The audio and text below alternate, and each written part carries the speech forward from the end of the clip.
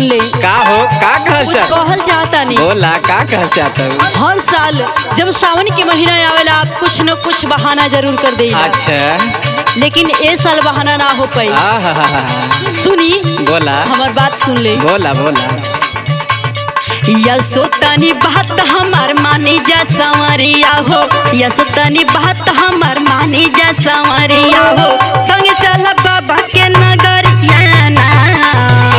अच्छा ये बात है। एकदम एकदम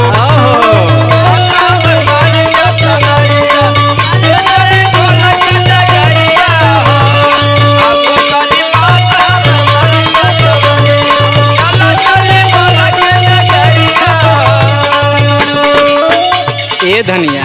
हाँ हाँ बोली। लियाए जाए के तो हमरो बा मन हो। हाँ तोहरे बिना हमहू के अकेल मन लगला ना। अच्छा तो परेशानी का बा, काहे बहाना बनाइला? परेशानी सुना तनी। हाँ सुनाई। रिमा झिमा घेरी घेरी बरस बदरिया हो। रिम झिमा घेरी घेरी बरस बदरिया हो। ढोइबू कैसे कान्हे पकावरिया ना।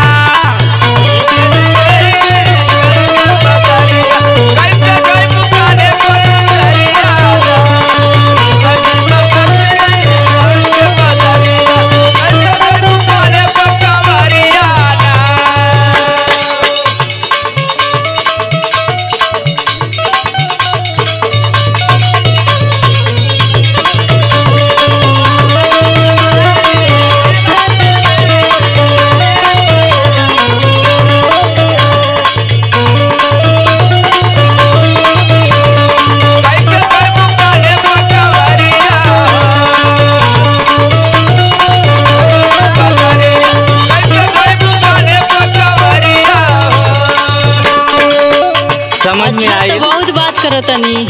अरे अभी देखले ना ना हो जे गयल है उसे पूछा। रउआ के समझ में नहीं खियावत, केहू का ललसा होला भाई। अच्छा हाँ तो सुनी। बतावा बतावा। कहली पर साल कैला बहाना तू हो। कौन समझेला हमके जनाना तू हो।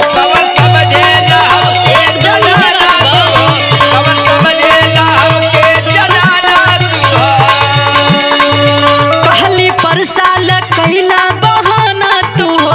कौन समझेला हमके जनाना तू हो।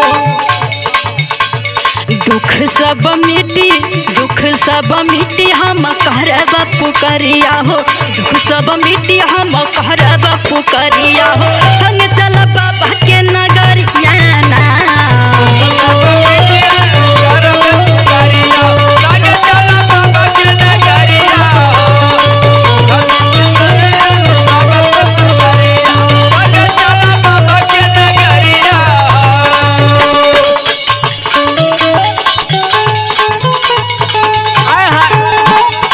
अरे जिया बोल बम।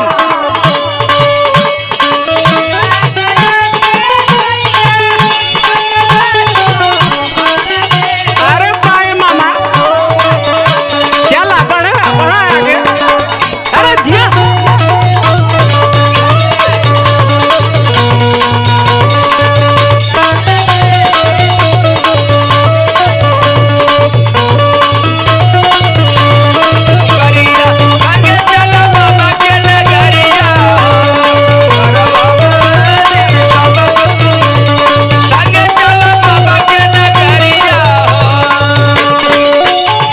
अच्छा तो हम हर साल तोसे बहाना कर देला एकदम सही बात बा। और तोके अच्छा जनाना ना समझिला।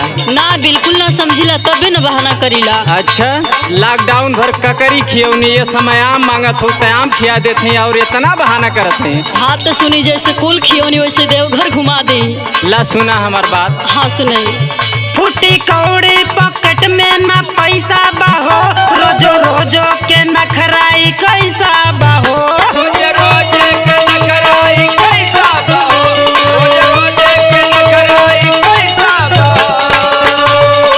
तोहार नखरा देख देख के तना हमार का बीतत है दूसरों सब कह लगल है। हमार नखरे लौकता। नखरा ना करेलू। हम नखरे करतनी। अच्छा गाँव पूरा झूठ बोलला। सुनी सुनी।